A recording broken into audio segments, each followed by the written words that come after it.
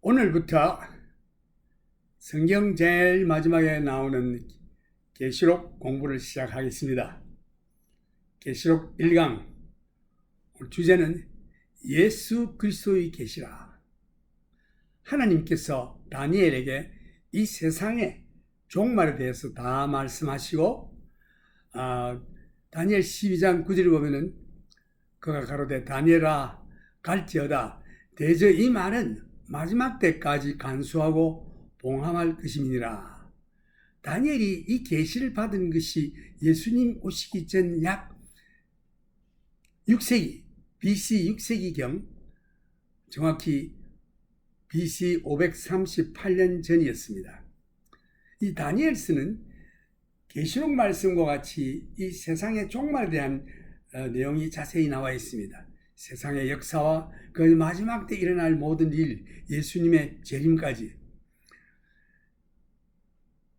그래서 대저 이 말은 마지막 때까지 간수하고 봉함할 것임이니라. 다니엘이 이 계시를 받은 것이 지금부터 약 2600년 전이었습니다. 그런데 이 마지막 때까지 이 말씀을 봉함하라. 그런데 지금이 이 마지막 때입니다. 이제는 이 책을 봉함하지 말고 열어서 모든 사람에게 알려라. 특히 주의 종들에게 알려라. 나의 종들에게 알려라. 예수님의 초림은 인생의 죄를 담당하시고 믿는 자의 죄값을 치르기 위해서 죽기 위해서 육신을 입고 오셔서 십자가에서 죽으시고 사흘 후에 부활 성천하신 후에 하나님 우편에 앉아 계시다가 이제 영화로우신 만주의 주, 만왕의 왕, 심판주로 오시는 우리 주 예수님, 이 땅에서 의로 통치하시는 천년 왕국을 세우기 위해서 오십니다. 천년이 찬 이후에는 백보좌, 크고 흰 보좌의 심판의 심판주로 임하시며 사탄과 그의 추종자, 악령들과 믿지 아니하는 모든 인생들을, 불신자들 모두 영원한 지옥불에 던져 넣는 일이 있겠습니다.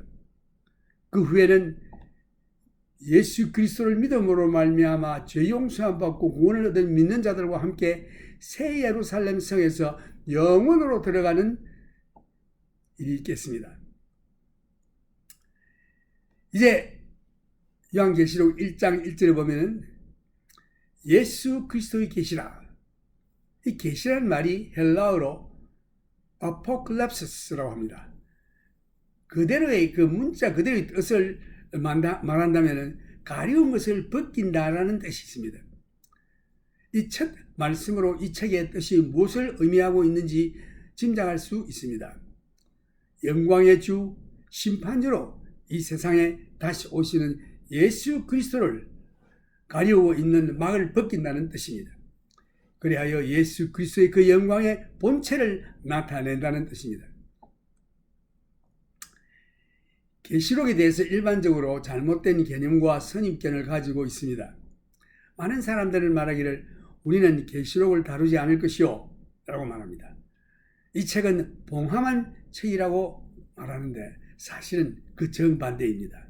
이 책은 봉한 책이 아니고 이제 이 마지막 때를 맞이한 우리들에게는 이 가리워진 막을 벗겨내어서 그 실체를 보아야 하는 그런 열린 책입니다. 그 실체가 누구냐? 바로 영화로우신 예수 그리스도신 것입니다. 이제는 미래에 나타날 예수님과 관련된 일들을 당신이 볼 수 있도록 허락된 책입니다. 특별히 미래에 나타날 예수 그리스도에 관한 일에 대해서 기록되어 있습니다. 계시록 1장 1절 하반절에 보면 하나님이 그에게 주사 반드시 속히 될 일을 그 종들에게 보이시려고 그 천사를 그 종 요한에게 보내어 지시하실 것이라. 이러한 사실을 하나님께서 우리에게 보여주셨고 또 그의 종들에게 곧 다가올 일들을 하나님이 그에게 주사 반드시 속히 될 일을 그 종들에게 보이시려고 그 천사를 그 종 요한에게 보내어 지시한 것입니다. 그래서 요한계시록의 대부분이 천사가 요한에게 말한 것이고 예수 그리스도께서 그에게 보여주시려고 한 것들을 계시하신 것입니다. 주님께서 이러한 일들을 천사를 통해서 요한에게 보여주신 것인데 천사가 요한에게 여러 번 나타난 것을 볼 수 있습니다. 그리고 요한은 여러 번 영광의 주님 예수 그리스도를 보았던 것입니다. 그리고 장로가 요한에게 이 계시에 관해서 설명하는 장면도 여러 번 나옵니다. 그러나 근본적인 메시지는 하나님께서 요한에게 그의 종들에게 보여주기 위한 것인데 그것은 바로 예수 그리스도에 관한 것입니다. 이 소식을 전하는 천사에 의해서 요한에게 보내진 것입니다. 이전에 보면은 요한은 하나님의 말씀과 예수 그리스도의 증거 곧 자기의 본 것을 다 증거하였느니라. 지금 이 계시의 대부분은 요한에게 환상으로 보여주신 것입니다. 환상을 통해서 연계를 실제로 꿰뚫어 볼 수 있습니다. 지금 우리 주변에 우리의 육안으로 보이지는 않지만 영의 세계가 존재하고 있다는 것입니다. 우리가 우리의 육안으로 볼 수는 없으나 하나님께서 우리의 영안을 열어주시면 영의 세계를 볼 수 있습니다. 육신을 입고 있는 자가 그의 영의 눈이 떠서 영의 세계를 보는 그것을 환상이라고 하는 것입니다. 영적인 세계는 영원한 세계입니다. 그래서 환상 가운데서 당신은 영적으로 과거와 현재와 미래를 모두 영안으로 볼 수 있는 것입니다. 왜냐하면 영원한 세계는 시간이 존재하지 않는 세계이기 때문에 요한은 나중에 나오는 말씀에 보면은 나의 영이 주의 날에 내가 주의 날에 라는 말을 함으로 그의 영이 주의 날 안으로 들어갔다는 말이 나옵니다. 요한은 아직 일어나지 않았지만 미래에 될 일들을 보았습니다. 이러한 현상은 시간이 아직 미래에 미치지 못한 사건들입니다. 앞으로 일어날 사건들은 이미 하나님께서 예비한 일들인데 우리가 미래를 먼저 볼 수가 있는 것입니다. 시간은 아직까지 그게 미치지 못했어요. 3절에 보면은 이 예언의 말씀을 읽는 자와 듣는 자들과 그 가운데 기록한 것을 지키는 자들이 복이 있나니 때가 가까움이니라. 그래서 이 책을 나는 큰 기대와 기쁨으로 읽고 있는데 왜냐하면 이 예언의 말씀을 읽는 자와 듣는 자들과 그 가운데 기록한 것을 지키는 자들이 복을 받는다는 약속의 말씀이 있기 때문입니다. 내가 무슨 큰 복된 말씀을 아직 선포함을 받지 않았다 할지라도 이 예언의 말씀을 읽고 듣고 하는 것만으로도 복을 받겠다는 약속의 말씀이 이 예언 가운데 들어있기 때문입니다. 당신은 이 예언의 말씀을 듣기만 해도 복을 받을 것입니다. 그러나 우리가 듣기만 할 것이 아니라 3절에 보면은 그 가운데 기록한 것을 지키는 자들이 복이 있나니 때가 가까움이라. 이 계시록 말씀을 읽으면은 예수 그리스도께서 곧 오신다는 긴박감을 성도들과 교회에게 갖게 하는 것입니다. 1절에서 속히 될 일을 또 3절에서 보면은 때가 가까우니라. 이 시간이 얼마 남지 않았다는 말씀입니다. 이 모든 일들이 곧 이루어지고 예수님께서 곧 오신다는 긴박감을 1년 내내 갖게 해주십니다. 4절에 보면은 이제 요한의 인사로 시작되는데 요한은 아시아에 있는 7교회에 편지하노니 여기 7이라는 수는 성경에서 자주 등장하는 상징적인 수라는 것을 우리가 잘 알고 있습니다. 7이라는 수는 완성이라는 뜻을 내포하고 있습니다. 또한 완전한 수로 불리우기도 합니다. 헬라어에서 완전이라는 것은 우리가 사용하는 완전이라는 개념과는 조금 다릅니다. 우리는 완전이란 흠이 없는 절대적인 완전함을 뜻하나 헬라어에서는 문자적으로 그 뜻이 완성되었다, 나이가 찼다, 성수하였다라는 뜻이 담겨 있습니다. 그래서 이 7이라는 숫자는 성경에서 완성이라는 뜻을 내포하고 있는 경우를 많이 볼 수 있습니다. 우리는 많은 경우에 완성으로 해석하는 것을 성경에서 발견할 수 있는데, 예를 들어 우리 세상에서도 일주는 7일이다. 완전한 한 주는 7일로서 구성되어 있습니다. 또 음악의 건반도 7건반, 도레미파 솔라시도 7건반이 완전한 한 옥타브를 형성하는 것입니다. 여기서도 7교회에 대한 말씀이 나오는데, 그때에 아시아에 더 많은 교회들이 있었는데도 불구하고 7교회만 지적하여 기록한 것입니다. 그때 아시아에 아주 유명한 큰 교회들이 있었는데, 예를 들면 바울이 세운 갈라디아 교회, 또 골로새 교회, 이 교회들은 에베소 교회에서 그리 멀지 않은 곳에 있습니다. 그런데 왜 7교회라고 하셨을까요? 이것은 교회의 완전한 그림을 우리들에게 보여주시는 것입니다. 물론 첫 번째로 하나님을 묘사하는 장면이 먼저 나옵니다. 이제도 계시고 전에도 계시고 장차 오실 이와. 하나님은 영원하신 하나님, 거룩하신 하나님, 전능하신 하나님이신데, 여기에 하나님의 영원하심을 이렇게 표현합니다. 이제도 계시고 전에도 계시고 장차 오실 이와. 하나님께서는 과거도 계셨고 현재도 계시고 미래도 계시는 시간을 초월한 과거, 현재, 미래가 없고 모든 것이 하나님 앞에서는 현재로 존재하는 것입니다. 영원 가운데 계시는 하나님은 모든 것이 현재입니다. 애굽에서 종살이하는 이스라엘을 구하시려고 하나님께서 모세를 불러 애굽으로 보내실 때에 모세가 하나님께 질문을 했습니다. 누가 너를 우리들에게 보냈느냐 하면 제가 뭐라고 대답할까요? 하나님이 보내셨다 라고 말할 때 그들이 그러면 그 이름이 무엇이냐라고 물으면 제가 무엇이라고 대답할까요? 라고 하나님께 물었을 때에 하나님의 대답이 출애굽기 3장 14절에 하나님이 모세에게 이르시되 나는 스스로 있는 자 아니라. 하나님께서는 영혼 가운데 계시기 때문에 하나님만이 이란 말씀을 선언하실 수 있는 것입니다. 하나님만이 나는 스스로 있는 자다라고 말할 수 있습니다. 그러나 내가 있었고 라고 말했다면 나는 전에도 있었고 이제도 있고 앞으로도 미래에도 존재하는 자 곧 하나님이 나는 스스로 있는 자라고 말씀하십니다.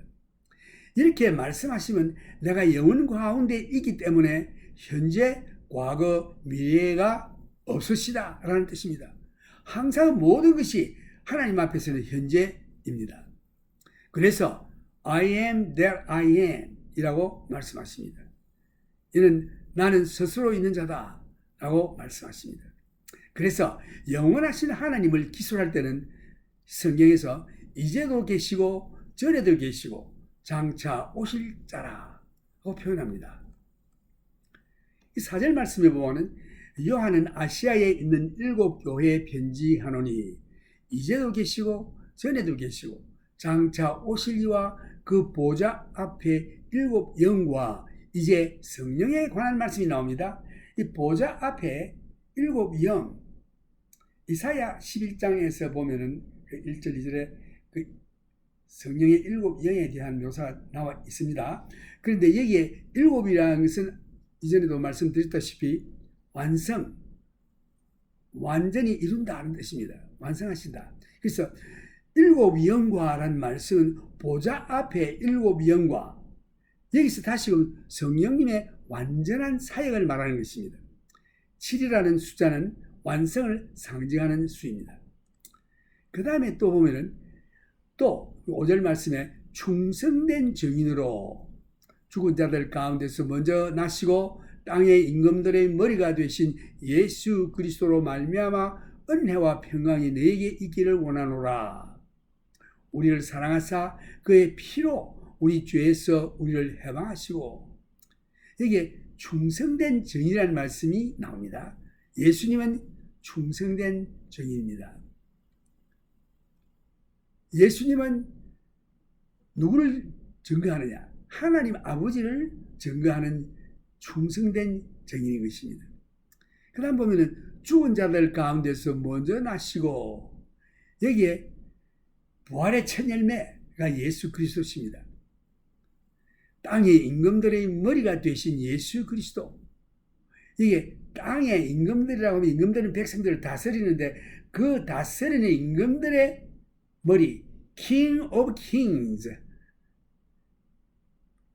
땅의 임금들의 머리가 되신 예수 그리스도로 말미암아 은혜와 평강이 너에게 있기를 원하노라.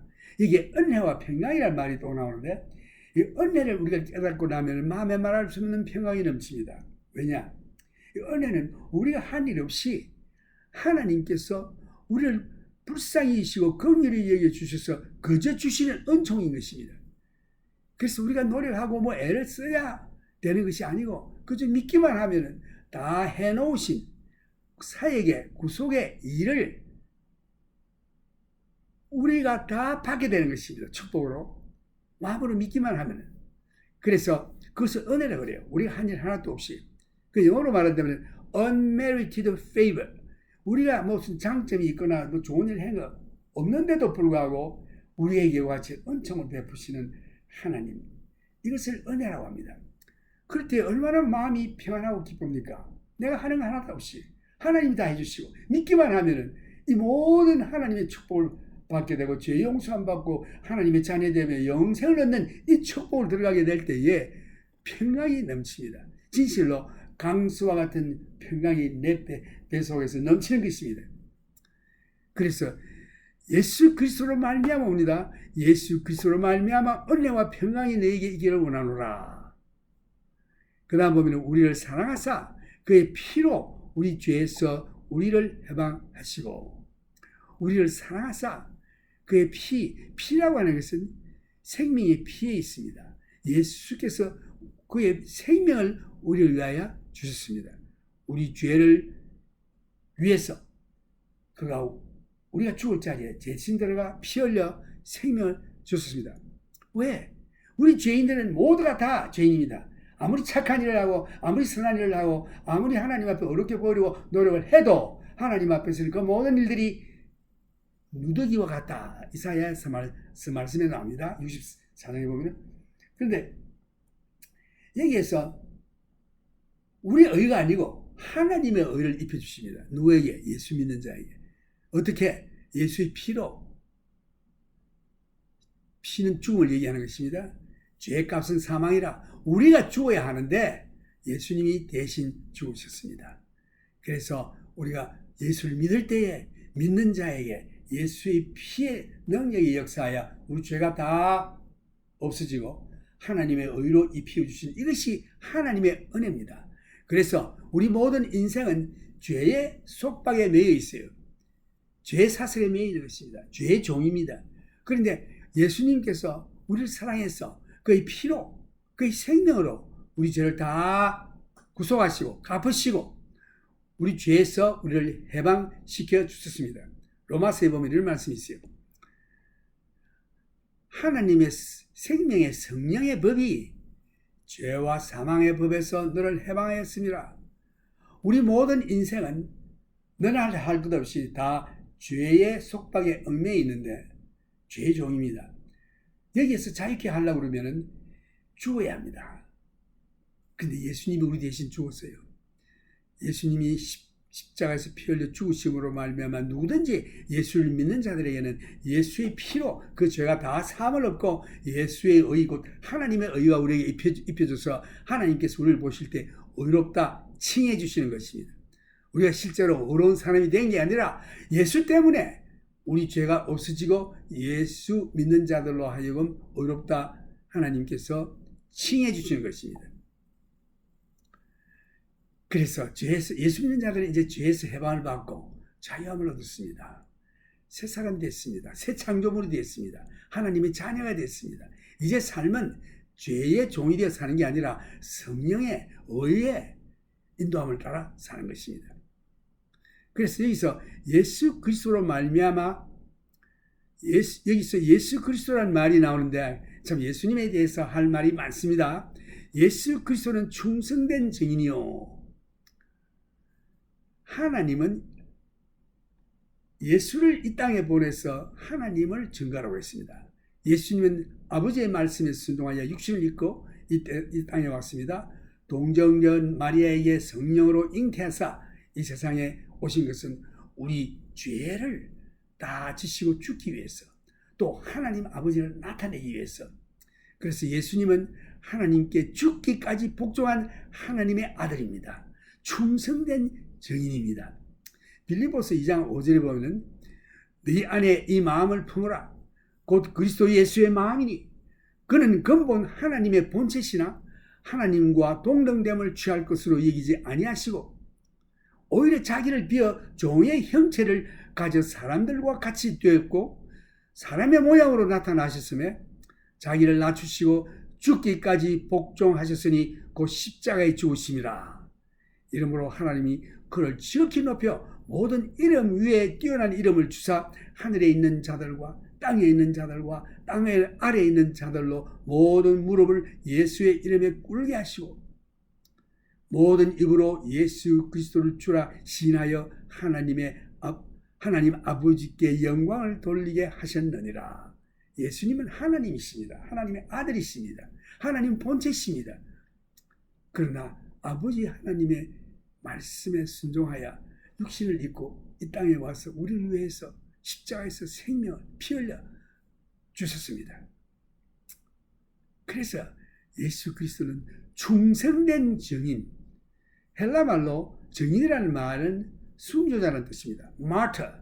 이것이 헬라 말인데 영어가 되어가지고 transliteration, martyr라고 하는 것은 증인이라는 뜻인데 영어에서 순교자라고 표현합니다. 왜? 그때 당시에 예수 전하면 전부 순교당하기 때문에 죽었습니다. 죽임을 당합니다.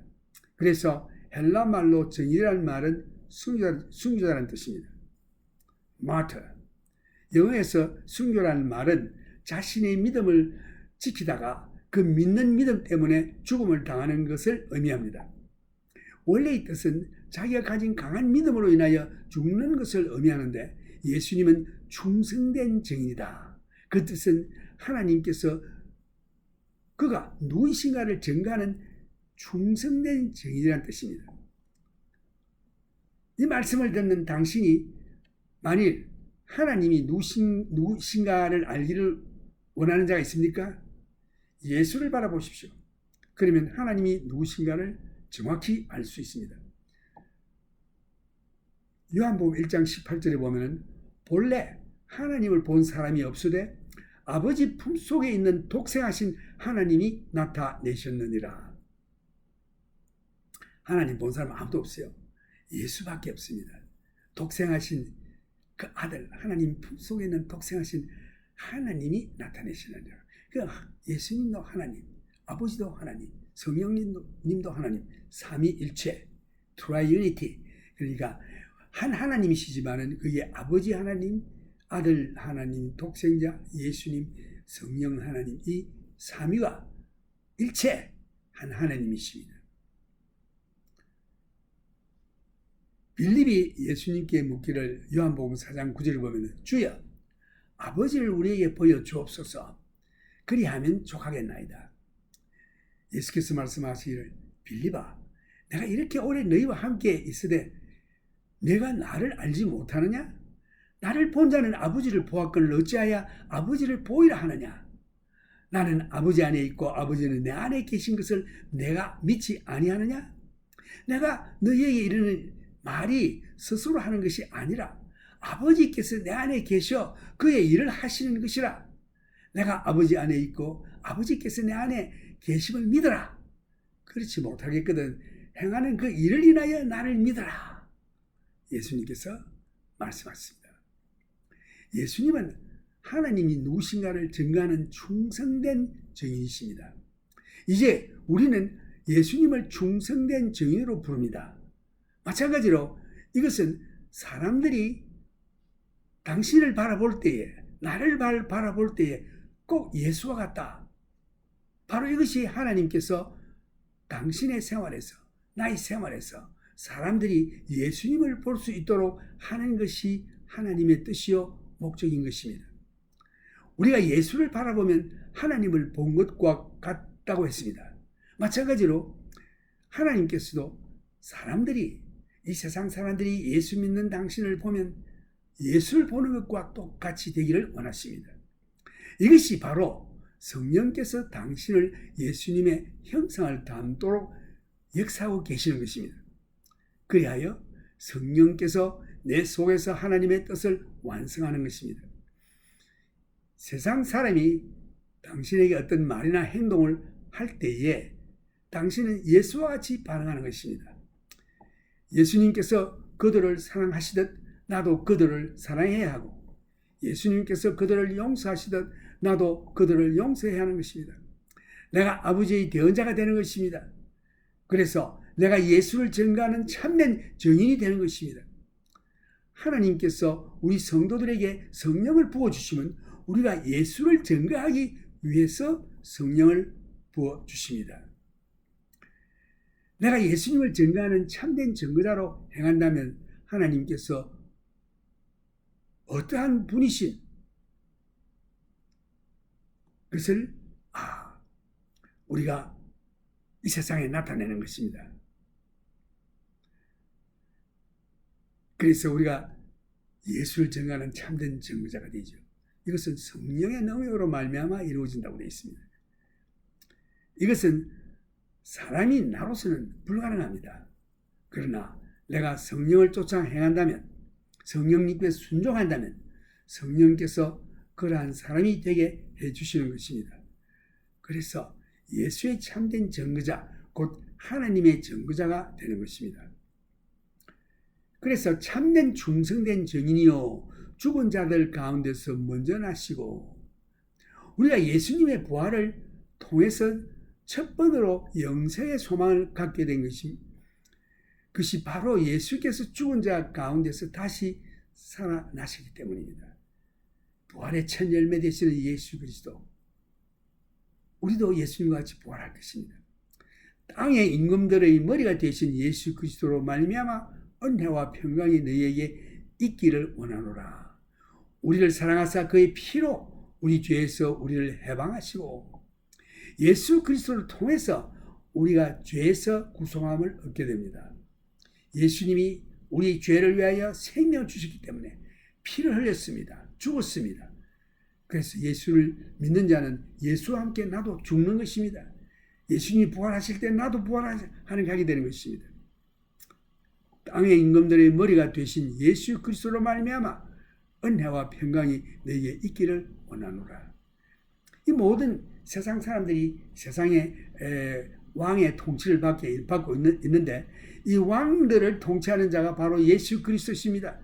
만왕의 왕, 왕중 왕, 만주의 주 예수 그리스도이신 것입니다. 그분이 우리를 사랑하사 그의 피로, 그의 죽음으로, 그의 생명으로 우리를 죄에서 해방한 것입니다.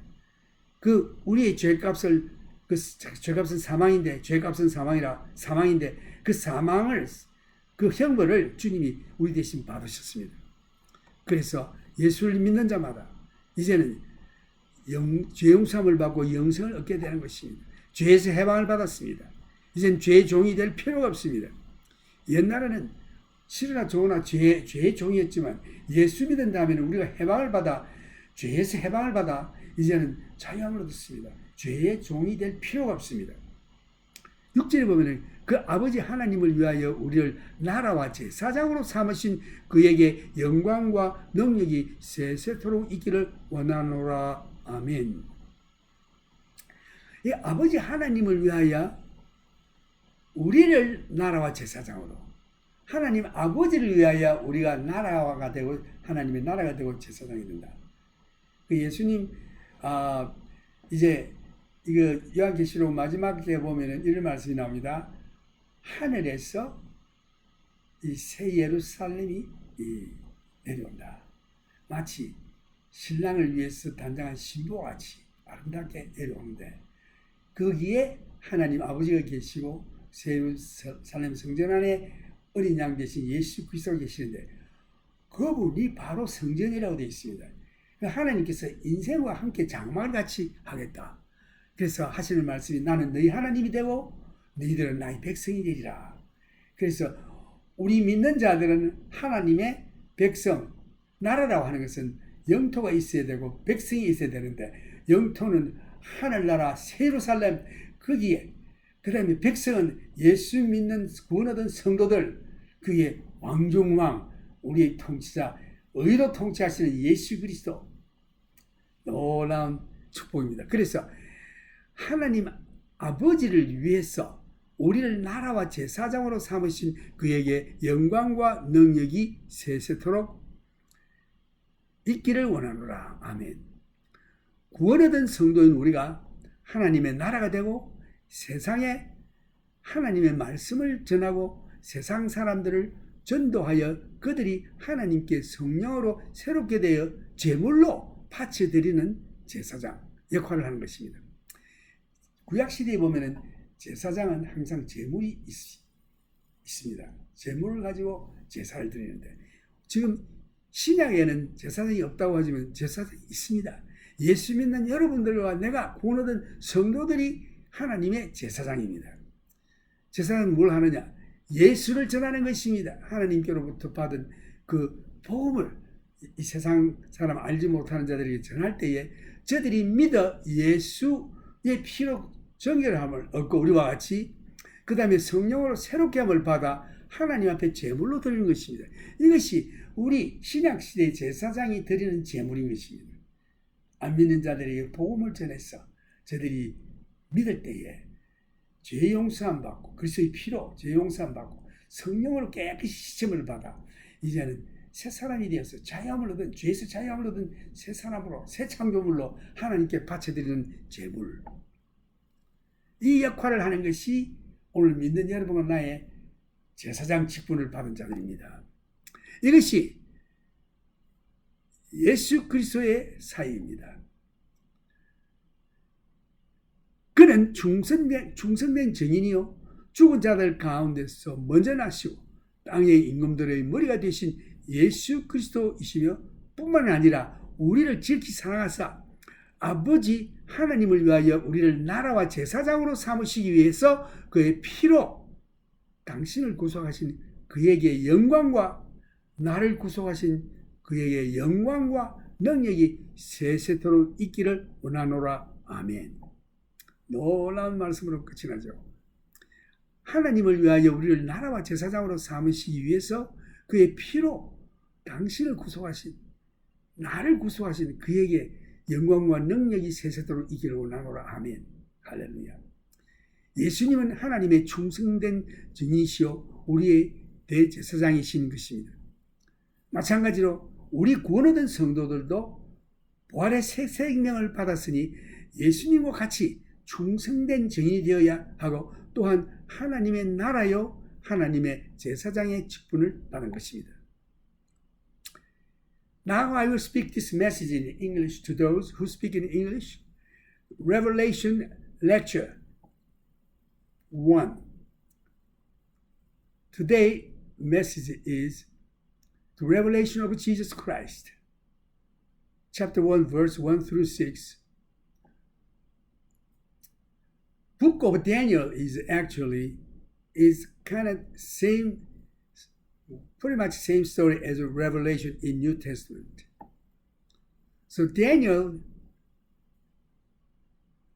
saw the unspeakable, wonderful vision God has bestowed upon him, and he saw all those the human history and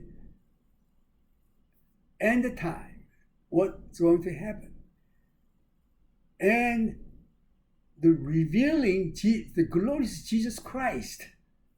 And Daniel looked at all this vision, and after he saw the vision, God said to Daniel through angel, he said, "Go your way, Daniel, for the words are closed up and sealed till the time of the end."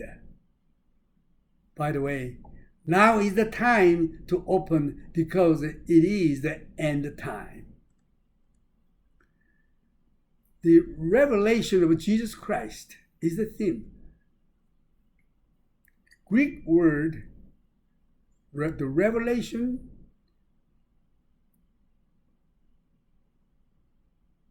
apocalypsis, is literally the unveiling. So in the very first phrase, you have what the book is all about. It is the unveiling of Jesus Christ, the lifting of the wraps. Now there is a common misconception concerning the book of Revelation, and a lot of people will say, well, I never deal with the book of Revelation. That is a sealed book. Exactly the opposite. Rather than a sealed book, it is an unveiling. It is a taking the wraps off. It is a taking the seals off. It is allowing you to see what the future holds as far as Jesus Christ is concerned. So it is the revelation or the unveiling of Jesus Christ as far as the future, which God gave to him to show to his servants the things which must shortly come to pass. And he sent and signified it by his angel unto his servant. So, for the most part in the book of Revelation, there will be the angel speaking to John and revealing to him the things that were being revealed to him by Jesus Christ. So he sent this revelation by the angel to John. And there are times when the angel appears to John. There are times when John sees the Lord glorified Jesus Christ himself. There are times when the elder is explaining aspects of this revelation to John. But the basic format was the revelation of Jesus Christ given to him by God to show to his servants. And it was sent to John, signified by the angel, which is a messenger. Now, verse 2, who bore record of the word of God. And that, of course, is John's declaration in his gospel and in his epistles that he was just a recorder of the things for which he had seen and of which he had heard. And his job was just to record these things. And he bore record, and he said, we know that our record is true, or our witness is true, who bear record of the word of God and the testimony of Jesus Christ, and of all the things that he saw. Now, most of this revelation came to John by way of vision. And a vision is really insight into the spirit world. Now, there's a spirit world that exists about us.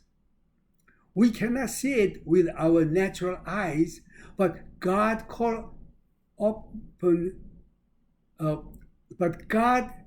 can open our eyes to the realm of the spirit, and the capacity of being able to see the spirit realm is called a vision.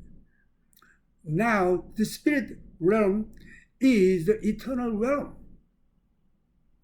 So, in a vision, you can spiritually see things either past, present, or future. Because the eternal realm is a timeless realm. So, John, a little further down, is going to say that he was in the spirit unto the day of the Lord. That is, he saw the things that are going to yet transpire in the future. He saw things that have not yet taken place. Time hasn't yet caught up with it. Blessed is he that reads and they that hear the words of this prophecy. Verse 3. So, it is an easy book for me to plunge into because I know you're going to be blessed. Even though I may not say anything worthwhile, because we are going to be reading the words of this prophecy and hearing the words of this prophecy. And so there is a built-in promise blessing for you. You can't escape it. It is their promise to you by the Lord, those that read, those who hear. So I am going to be blessed. And if you keep up with your reading, you will be blessed. And you will be blessed as you hear. Not only hearing, but also keeping those things which are written therein, for in the time is at hand. There has always been in a church the sense of our urgency and immediacy as far as the return of Jesus Christ. The time is short. We are told in verse 1, here in verse 3, the time is at hand. And there is a sense in which that is perennially true. Time is always short for each of us. We don't know how much time we do have. If we live to be 100 years, time is short. Such a short time, especially in comparison to eternity. So, now the greeting of John beginning with verse 4. John to the 7 churches which are in Asia. Verse 4. We know that 7 is a number that is symbolically used in the scripture often. The number of completeness. It is called the number of perfection. But the Greek word perfection in its use is different from our use of the use of perfection. We think of something without flaw. The idea in the Greek is literally fully matured or of full age or complete. So we find that there are many things that have a 7 as a completion. For instance, there are 7 days in the week, so you have a complete week, 7 days. 7 notes on the scale, then you start over again, do, re, mi, fa, sol, la, ti, do, and you have to go to do, re, mi again. So this 7 makes the complete scale. The 7 churches, there were more churches than this in Asia. There were some very prominent churches in Asia. For instance, the Church of Galatia, also established by Paul, the Church of Colossae, which Paul wrote to, which was not really far from the Church of Ephesus. So why 7 churches? It is to give you the complete picture of the church. Grace be unto you, and peace from him which is and which was and which is to come, and from the 7 spirits which are before his throne. Verse 4. The first, of course, is a description of God. From him which is, which was, and which is to come. And there is a way of describing the eternal nature of God. He is, he was, he is to come. but he is all of that at the same time. There's no past and future with God. It's all now, for he dwells in the eternal. I am that I am.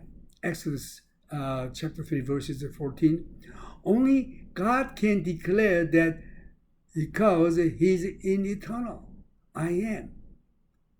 I may say that, but then I was, because I said, I am a moment ago, but God dwells in the eternal. I am that I am, the eternal present one.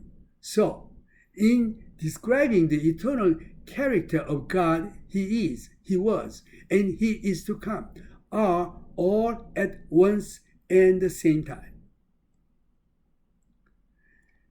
The seven spirits which are before his throne, again, the completeness of the work of the Holy Spirit, the seven being the number of symbolism, again, of completeness from Jesus Christ, verse 5.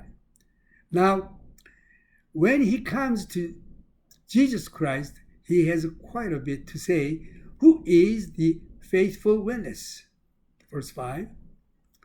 The word witness in the Greek is a martyrs, and is the word from which we get our word martyr, which has come to mean one who dies for his faith.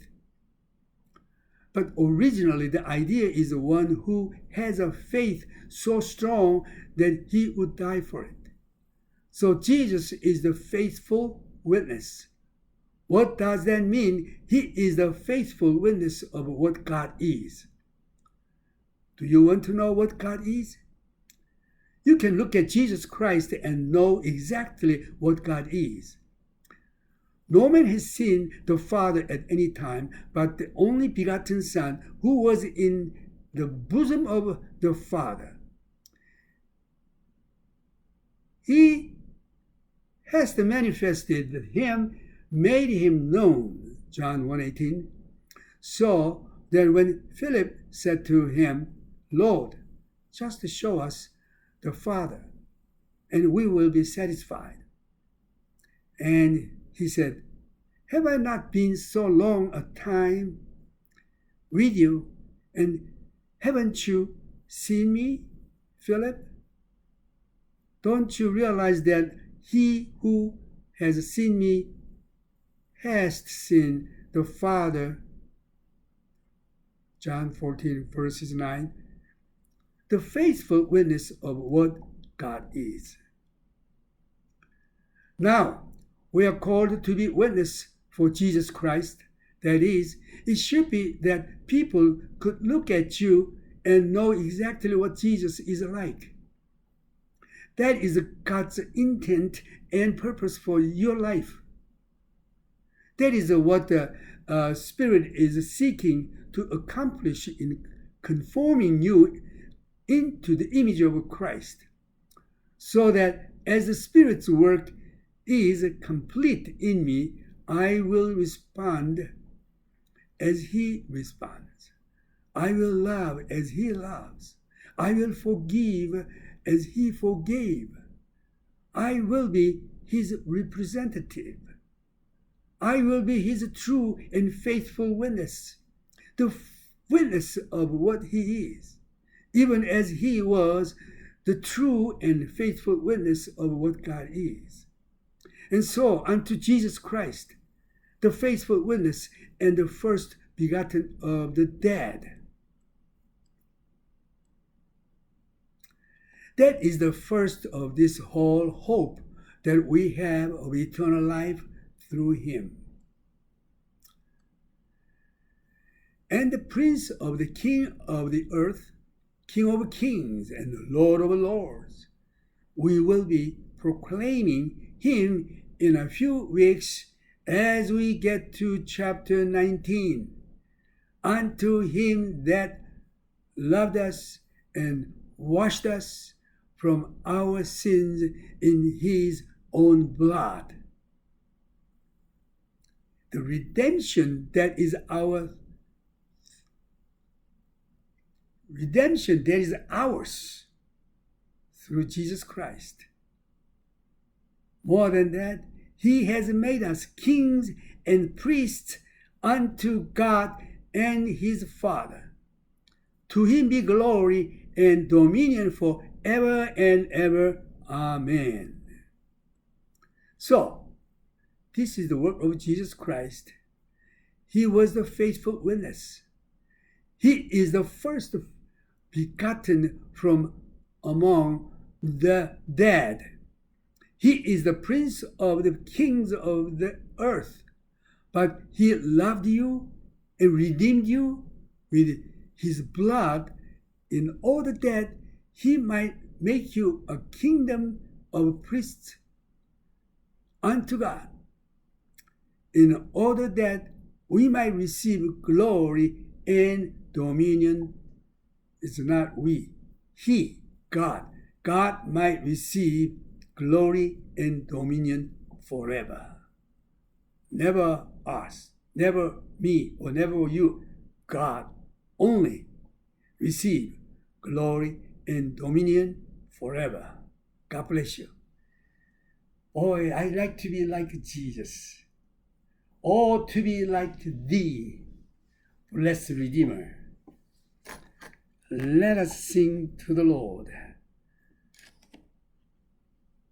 Prayerfully, I really want to conform, becoming like Jesus someday.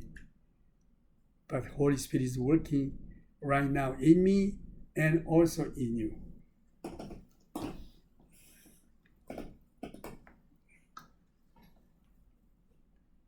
찬송가 5장입니다. Oh, to be like Thee, blessed Redeemer.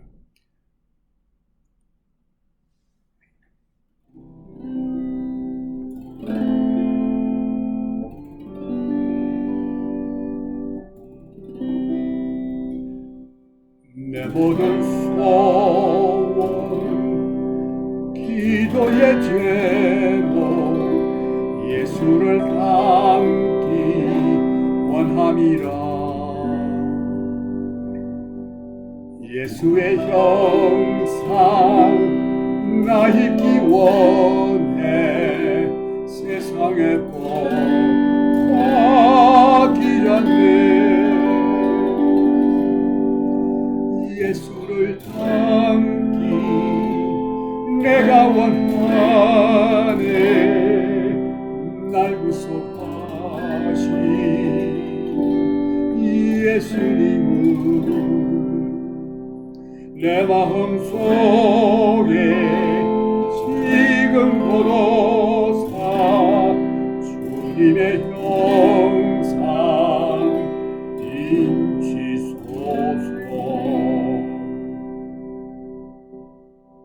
Oh, to be like Thee, blessed Redeemer, this is my constant longing and prayer.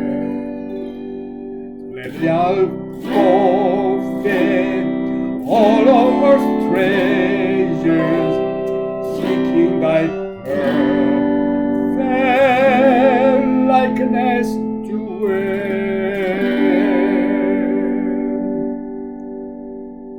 Oh, to be like Thee, oh, to be like Thee, blessed Redeemer, pure as Thou art.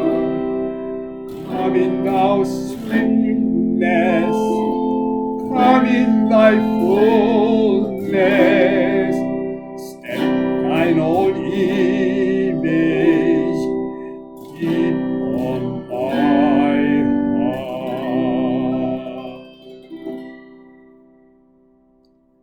무한한 사랑, 풍성한 긍휼, 슬픈 자 위로하시는 주.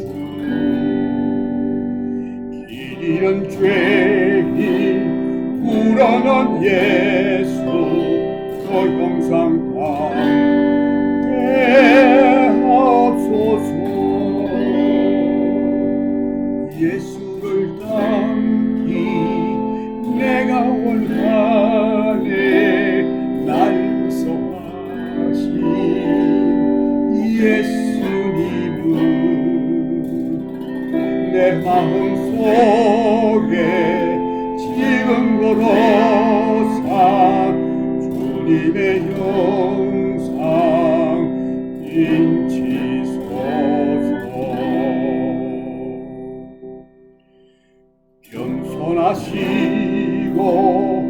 거룩한 예수 원수의 멸시 참으시사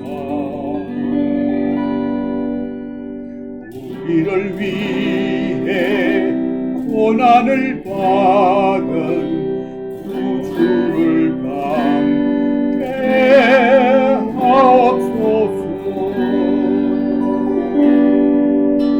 예수를 담기 내가 원하네. 날 구속하신 예수님을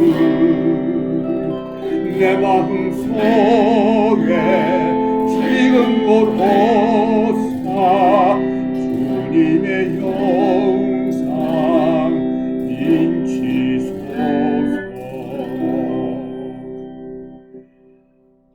Oh, to be like thee, oh, to be like thee, blessed Redeemer, pure as thou art. Come in thy sweetness, come in thy fullness, step thine own image deep on my heart.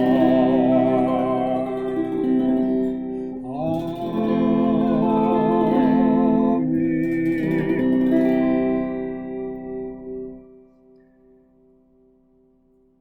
Now may the grace of our Lord Jesus Christ and the love of our Heavenly Abba Father and the communion of the Holy Spirit be with you all.